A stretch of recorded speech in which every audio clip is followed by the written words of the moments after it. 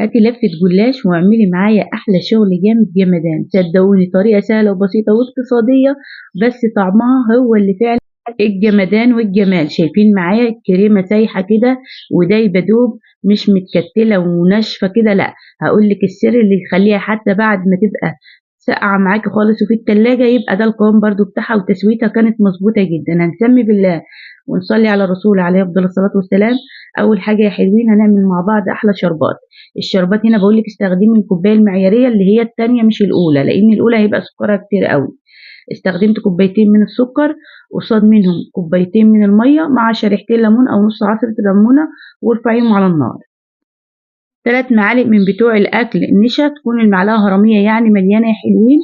استخدمت معلقه كريم شانتيه صغيره، ورديت تاني حطيت واحده كمان صغيره. هنا بقول لكم تقدروا تستخدموا واحده من دي بتعزز معاكم الطعم، وواحده لبن بودر. الحاجات دي اختياريه بس فعلا بتعزز معاكي طعم الكريمه. وهنا السكر طبعا حسب الذوق. استخدمت لل3 معالق نشا 3 معالق سكر زي اللي انتم شايفينهم، في 2 في الكوبايه المعياريه وفي معلقه معايا كنت قاصده اوريها لكم، كان السكر مظبوط جدا للناس اللي بتحب الحاجه سكرها مظبوط. دي بقى الكوبايه المعياريه الكبيره، اكبر كوبايه في الكوبايات. لكل معلقه نشا هرميه كبيره كوبايه لبن، بيبقى القوام بتاعها مظبوط. انا هنا استخدمت كوبايتين ونص من اللبن، وهزود الكوبايه الثالثه ميه. مانيش حابه يكون تقيل قوي، وبراحتك لو انت حابه تستخدميهم الثلاثه.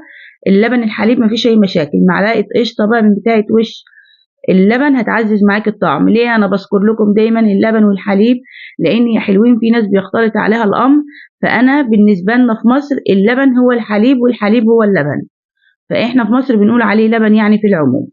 هنا بقى ده القوام طبعا مع التقليب المستمر، وبتدوبيه قبل ما بترفعيه على النار علشان خاطر ما بيبقاش فيه اي تكتلات. نارك وسط والتقليب في اتجاه واحد طول ما هو على النار، علشان ما يكونش اي تكتلات، علشان ما يعملش طبقة قشطة. غطيه وهركنه على جنب. دلوقتي هتجيبي بقى اي لفة جلاش موجودة عندك في الفريزر، وابدأي كده.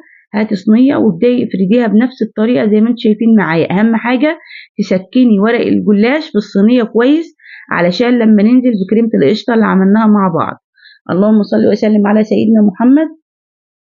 في طبعا انا مع يعني معاملتي مع الجلاش بلاقي الجلاش ده احجام، يعني الحجم اللي انا مستخدماه للبايركس ده حجم صغنطوط خالص، حجم الورق. يعني لو ورقة كبيرة مش هتنفع معايا في القالب اللي معايا، فانت تقدري تعمليها في صينيه لو الورق معاكي كبير. هنا بقى حاولي حتى الكريمه تكون دافيه، لكن لو سخنه هتقطع معاكي الورق وهتهريه قبل ما يدخل النار.